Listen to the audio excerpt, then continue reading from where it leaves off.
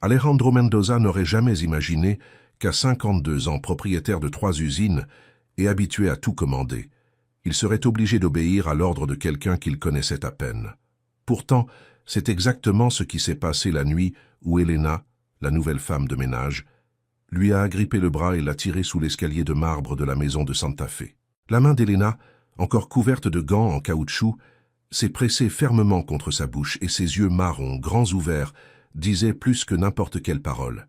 « Restez silencieux », murmura-t-elle, la voix tremblante. « S'il vous plaît, monsieur Alejandro, ne faites aucun bruit. » Son cœur s'emballa. Ce n'était pas une peur ordinaire. C'était une peur qu'il n'avait pas ressentie depuis sa jeunesse, quand il n'avait pas encore d'argent pour payer le loyer et dormait dans une petite chambre, comptant les pièces. Sauf que maintenant il avait tout, et pourtant là, caché comme un gamin, il se sentait vulnérable. Des voix résonnaient dans le hall d'entrée, des pas lourds traversèrent le salon, et quelqu'un semblait chercher quelque chose. Ou quelqu'un. « Il y a quelqu'un ici !» cria une voix masculine rauque comme habituée à imposer son autorité. Alejandro tenta de bouger, mais Elena pressa encore plus fort sa main contre sa bouche, lui demandant le silence d'un regard presque désespéré. Une autre voix, plus jeune, répondit avec impatience « La maison est vide. Il n'y a personne. Allons-y vite. » Alejandro reconnut le bruit de tiroirs qu'on ouvrait, de portes d'armoires qu'on claquait, et le son de quelque chose de métallique traînant par terre. Sa maison, le lieu qui avait toujours représenté le contrôle, la sécurité et le pouvoir, était maintenant envahi comme s'il s'agissait d'un territoire sans maître. Il sentit le corps d'Elena trembler à côté de lui, comme si chaque pas de ces hommes était une menace directe. « Je jure que j'ai vu du mouvement », insista la voix rauque. Hier, sa voiture était là. La réponse fusa rapidement. Peut-être qu'il est sorti avec quelqu'un d'autre. Cherchons ailleurs, ne perdons pas de temps. Le silence qui suivit fut si lourd qu'Alejandro faillit oublier de respirer. Ce n'est que lorsque le bruit de la porte principale se referma et que les pas s'éloignèrent qu'Elena relâcha lentement sa main de sa bouche. Même alors, elle garda un doigt sur ses propres lèvres, lui demandant de ne pas parler fort. Ils restèrent là quelques secondes, écoutant au loin le bruit des voitures qui s'éloignaient. Quand ils sortirent enfin de dessous l'escalier, Alejandro se leva, le visage tendu. La colère monta comme une vague. « C'était quoi ça ?» murmura-t-il, essayant encore de garder la voix basse. Elena ajusta sa coiffe d'uniforme et lissa son tablier froissé. Ses mains tremblèrent d'une façon qui ne correspondait pas à l'image calme et efficace qu'elle montrait au quotidien. « Je ne peux pas expliquer maintenant, dit-elle, mais je devais vous protéger. » Alejandro fronça les sourcils. « Me protéger ? Dans ma propre maison ? C'était qui ces hommes ?» Elena détourna le regard et il vit des larmes apparaître, comme si elle luttait pour ne pas s'effondrer. « C'est dangereux. Si je parle maintenant, ça peut empirer. » Alejandro respira profondément, essayant de ne pas exploser. C'était le genre d'homme qui exigeait des réponses immédiates.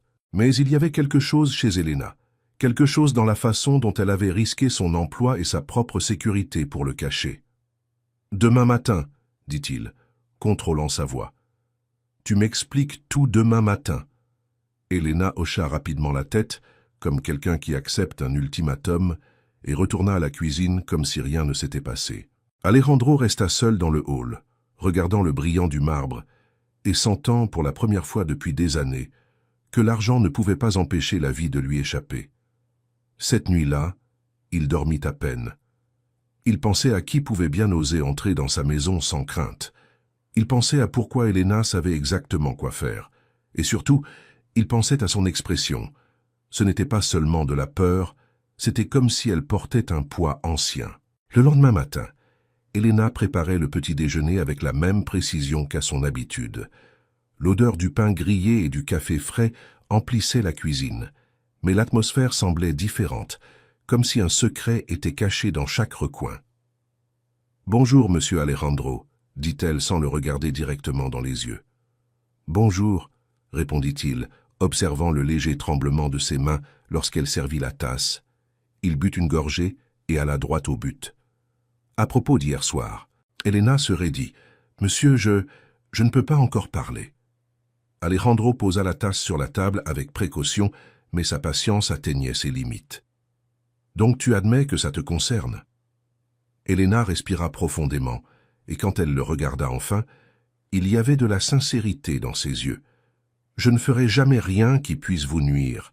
Si je dis que vous êtes en sécurité, c'est parce que vous l'êtes. » Alejandro resta silencieux. Il savait lire les gens. Il négociait des contrats de plusieurs millions et détectait les mensonges dans les réunions sans difficulté. Et Elena ne semblait pas mentir. « Très bien, » dit-il finalement. « Mais s'il y a une prochaine fois, j'exigerai toute la vérité. » Elle hocha la tête, à la fois soulagée et effrayée. Alejandro essaya de travailler dans son bureau ce jour-là, mais il n'arrivait pas à se concentrer. À midi, il décida d'ouvrir le coffre où il gardait ses documents importants. Quand il vit que certaines chemises avaient été déplacées, son sang se glaça. Rien ne semblait manquer, mais quelqu'un avait touché là-dedans. La sensation d'intrusion était pire qu'un vol, parce que cela signifiait que ce n'était pas seulement la maison qui était en danger, c'était tout. Il descendit rapidement et trouva Elena en train de nettoyer le salon. « Elena, il faut que je te parle maintenant. » Elle se retourna immédiatement et la peur revint sur son visage. « Il s'est passé quelque chose, monsieur Alejandro. » Il montra du doigt vers le haut en direction du bureau. « Quelqu'un a touché à mes documents. Tu es au courant ?» Le visage d'Elena devint livide. « Je ne sais rien à ce sujet. » Alejandro fit un pas en avant. « Elena, s'il te plaît, ça concerne mon patrimoine, mon entreprise, ma vie. J'ai besoin de savoir ce qui se passe. » Elle hésita, luttant intérieurement, comme si chaque mot était un choix difficile. « Je ne peux pas tout expliquer, » dit-elle tout bas. « Mais ce n'est pas vous la cible, ce sont des problèmes que j'ai apportés sans le vouloir. » Alejandro plissa les yeux. « Des problèmes de qui ?» Elena déglutit péniblement. « De ma famille. » Le mot « famille » fit ressentir à Alejandro un étrange choc. Il avait une fille, Sofia, mais leur relation était un champ de mine. Pourtant, entendre Elena parler ainsi, avec douleur, fit quelque chose fondre en lui. « Ton frère ?» demanda-t-il. Elena hocha simplement la tête, incapable d'en dire davantage. « Cher auditeur, si tu apprécies cette histoire, n'hésite pas à laisser ton like et à t'abonner à la chaîne. Ça nous aide énormément à continuer à apporter des histoires émouvantes. Maintenant, on continue. » Alejandro prit une décision qu'il n'aurait jamais cru prendre. Il engagea un détective privé. Pas parce qu'il voulait détruire Elena, mais parce qu'il devait protéger sa propre maison. Javier Garcia, expérimenté et direct, lui dit qu'en quelques jours il aurait des informations. Alejandro accepta, ressentant une pointe de culpabilité à douter de quelqu'un qui, en pratique, l'avait sauvé. 3 jours plus tard, Javier fixa un rendez-vous en dehors de la maison. « Monsieur Mendoza, commença-t-il en ouvrant un dossier, votre employé n'a pas menti sur son identité, mais elle a caché une partie de son nom. » Alejandro sentit son estomac se nouer. « Comment ça ?» Javier pointa un document. « Elle s'appelle Elena Castillo Garcia. Le dernier nom de famille n'apparaissait pas sur son CV. » Alejandro respira profondément. « Et pourquoi ?» Javier répondit avec fermeté. « Pour compliquer les recherches. Son frère Diego Garcia a de grosses dettes auprès de prêteurs, environ 80 000 pesos et ça augmente. » Alejandro resta immobile une seconde, comme si les pièces s'emboîtaient violemment. « Alors, ces hommes ?» Javier hocha la tête, probablement à sa recherche puisqu'il n'arrive pas à trouver le frère. En rentrant chez lui, Alejandro ressentait à la fois de la colère et de la compassion. Il trouva Elena dans la cuisine et n'y alla pas par 4 chemins. « Je sais pour Diego, » dit-il. L'assiette qu'elle tenait tomba par terre et se brisa. Elena s'agenouilla pour ramasser les morceaux, mais elle tremblait tellement qu'elle arrivait à peine à les prendre. « Je peux expliquer, » murmura-t-elle. Alejandro croisa les bras. « Explique pourquoi tu as menti. » Elena leva le visage, les larmes aux yeux. « Parce que j'avais besoin de ce travail, et parce que j'avais peur de perdre la seule chance de garder mon frère en sécurité. » Alejandro resta silencieux, observant sa douleur. Ce n'était pas une excuse, c'était du désespoir. « Je ne vais pas te renvoyer, » dit-il finalement. Elena le regarda, incrédule. « Mais il faut que ça s'arrête. Je ne veux plus de gens dangereux qui entrent dans ma maison. » Elena respira profondément. « Je vais régler ça. Je peux partir avec Diego. »« Non, » répondit Alejandro fermement. « Fuir ne résout rien. Laisse-moi faire. Je vais réfléchir. » Alejandro passa la nuit entière à penser à comment résoudre cette situation sans humilier Elena et sans mettre la maison en danger.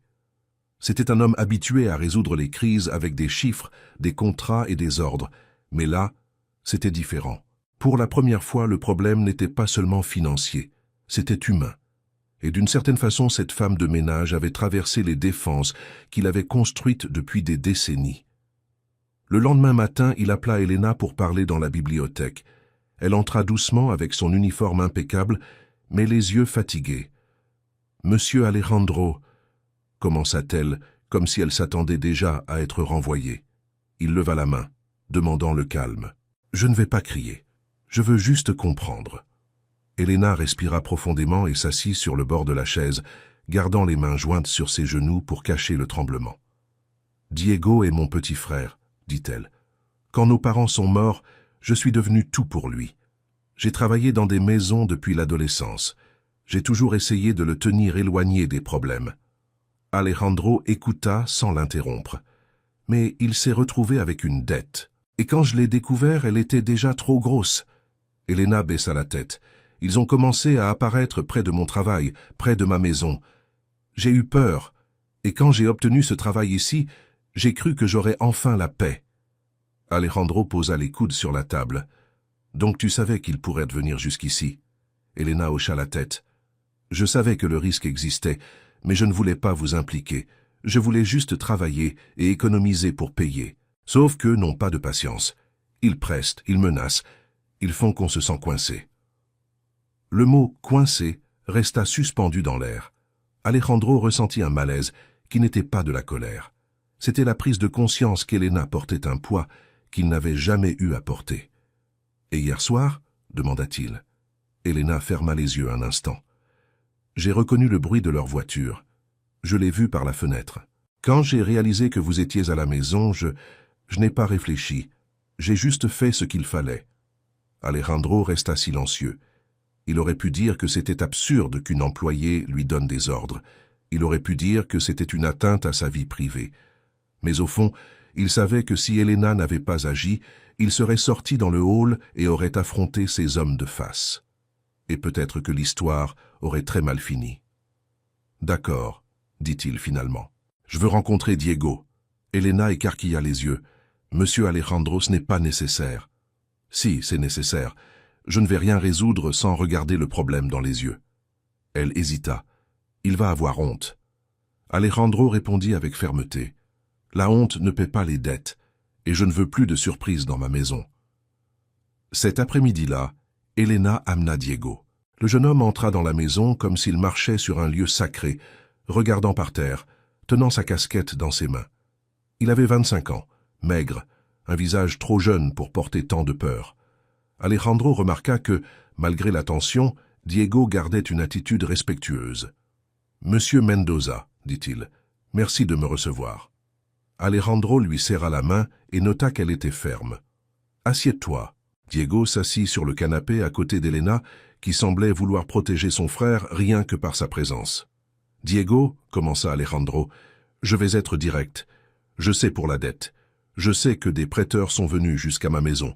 Je veux savoir comment ça a commencé. » Diego déglutit et regarda Elena, demandant la permission du regard. Elle hocha la tête. « Je travaillais dans un petit atelier, » expliqua-t-il. « Le patron a retardé les salaires, puis a fermé du jour au lendemain. Je me suis retrouvé sans argent, sans loyer. Une connaissance m'a proposé un prêt rapide. J'ai cru que c'était normal. Sauf que ça ne l'était pas. » Il respira profondément. « Les intérêts ont augmenté. J'ai essayé de payer, mais chaque mois c'était pire. » Alejandro croisa les jambes, analysant. « Tu as demandé combien ?»« 20 000, » répondit Diego, presque honteux. « Et maintenant c'est devenu 80. » Elena ferma les yeux, comme si la faute était la sienne. Alejandro la regarda. « Tu n'avais pas à porter ça toute seule. » Elena répondit doucement. « Il est tout ce qu'il me reste. » Diego serra les mains. « J'ai gâché sa vie. » Alejandro se pencha en avant. « Tu veux réparer ?» Diego releva les yeux. « Plus que tout. » « Alors réponds-moi sincèrement.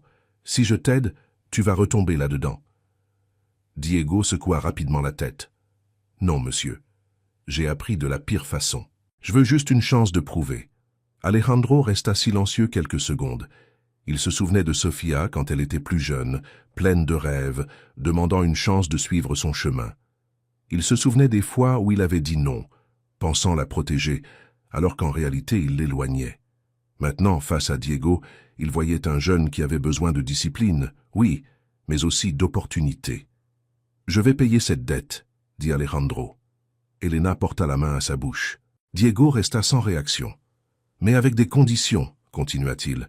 « Tu vas travailler pour moi dans une des usines. Salaire juste, et chaque mois, une partie ira pour me rembourser. » Diego déglutit. « J'accepte n'importe quoi. » « Et plus encore, » compléta Alejandro, « vous allez vivre ici pendant un moment. Je veux que vous soyez en sécurité, et je veux être sûr que ça va s'arrêter. » Elena se leva brusquement. « Monsieur Alejandro, c'est trop. » Alejandro la regarda avec sérieux. « Elena, tu m'as protégé sans réfléchir à 2 fois. Maintenant, c'est mon tour de vous protéger. » Elena se mit à pleurer doucement, essayant de le cacher. « Je ne sais pas comment vous remercier. »« Ne remercie pas, » répondit Alejandro. « Respecte. » Les jours suivants, l'atmosphère de la maison changea. Diego se levait tôt, allait à l'usine et rentrait fatigué, mais avec une expression différente, comme s'il avait enfin un but. Elena continuait à travailler, mais maintenant, elle semblait respirer plus librement. Et Alejandro, qui dînait toujours seul, commença à s'asseoir à table avec eux. Au début, c'était étrange. Il parlait peu. Il parlait avec prudence. Mais peu à peu, les conversations sont apparues. Une nuit, Diego commenta « Monsieur Mendoza, le chef d'équipe a dit que j'apprends vite. » Alejandro hocha la tête, fier sans vouloir le montrer. « Bien, continue comme ça. » Elena servit le repas et pour la première fois sourit sans crainte. Alejandro le remarqua et sentit quelque chose se réchauffer dans sa poitrine. C'était un sentiment simple, mais rare. La paix. C'était un vendredi soir, presque 22 heures, quand le passé frappa à la porte. L'interphone sonna et Elena apparut dans le salon, nerveuse. « Monsieur Alejandro, il y a quelqu'un. » Alejandro regarda l'horloge et fronça les sourcils. « Qui ?» Elena secoua la tête. « Je ne sais pas. Mais on dirait une jeune femme. » Alejandro marcha jusqu'à la porte et regarda par la caméra. Quand il vit le visage, son corps se figea. C'était Sofia, la fille qu'il n'avait pas vue depuis presque 5 ans. Son visage était pâle, ses yeux rouges de larmes et une petite valise à côté d'elle. Mais ce qui choqua le plus Alejandro, c'était son ventre. Sofia était enceinte. Il ouvrit lentement la porte. « Papa » dit Sofia, la voix brisée. Alejandro sentit l'air lui manquer. « Sofia, qu'est-ce que tu fais ici ?» Elle ravala ses sanglots. « J'ai besoin d'aide. » Il regarda le couloir vide, comme s'il espérait encore que ce soit un rêve. Elena s'approcha silencieusement et toucha légèrement son bras, le ramenant à la réalité. « Entrez » dit Alejandro, laissant passer. Sofia entra doucement, regardant la maison comme si elle n'avait pas le droit d'être là. Elena parla avec douceur. « Vous voulez un thé ? Vous devez être fatigué. » Sofia hocha la tête, surprise par cette gentillesse. Alejandro remarqua que la présence d'Elena apaisait l'atmosphère, comme si elle était un pont. Dans le salon, Sofia s'assit et posa les mains sur son ventre. Alejandro resta debout, ne sachant comment agir. « Ça fait combien de temps ?» demanda-t-il. « 7 mois, répondit-elle. « Et le père ?» Sofia baissa les yeux. « Il est parti quand il a su. » La colère monta chez Alejandro, mais il se contrôla. « Pourquoi tu n'es pas venu me voir avant ?» Sofia respira profondément. « Parce que la dernière fois que je suis venu vous voir, vous avez dit que je voulais juste de l'argent.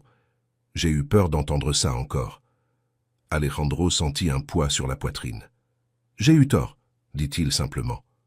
Sofia se mit à pleurer. Elena revint avec le thé et le posa sur la table sans poser de questions. Ce petit geste permit à Sofia de mieux respirer.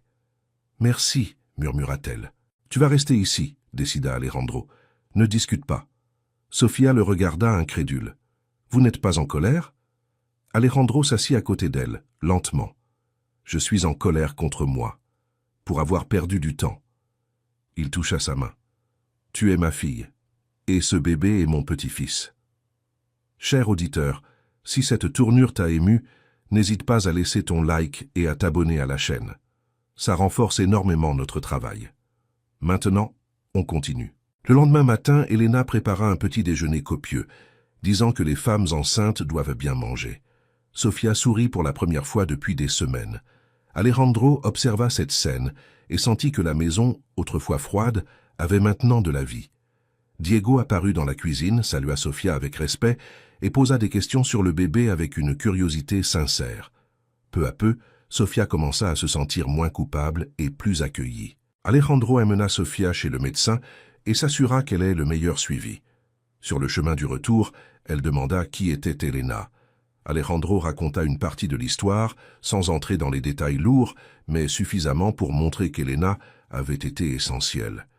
Sofia dit avec sincérité, « Elle a un cœur immense. » Alejandro approuva, sans se rendre compte que la façon dont il parlait d'elle avait déjà changé. Cette nuit-là, après le dîner, Alejandro entendit des rires dans la cuisine. Il trouva Diego en train d'apprendre à Elena à jouer aux cartes et Sofia qui regardait, amusée. Il resta immobile dans l'embrasure de la porte une seconde, ressentant quelque chose qu'il n'avait pas ressenti depuis des années, l'appartenance. « Je peux entrer ?» demanda-t-il. Elena répondit avec un sourire timide. « Bien sûr. » Et là, assis à la simple table de la cuisine, Alejandro comprit que la phrase « reste silencieux » n'avait pas été seulement une demande. C'était le début d'un changement qu'il ne pouvait plus éviter. La semaine suivante, Sofia entra en travail au milieu de la nuit. Alejandro, Elena et Diego coururent à l'hôpital et quelques heures plus tard, le médecin sortit en souriant. « Félicitations, monsieur Mendoza, votre petit-fils est né en bonne santé. » Alejandro pleura en tenant Matteo pour la première fois, sentant son cœur renaître. À la maison, la grande demeure devint enfin un vrai foyer. Pleurs de bébé, rires, pas précipités. Une nuit silencieuse, Alejandro trouva Elena dans le jardin. « Merci de m'avoir ordonné de me taire ce jour-là, » dit-il. Elena sourit. « Parfois, le silence est une protection, et la protection devient de l'amour. »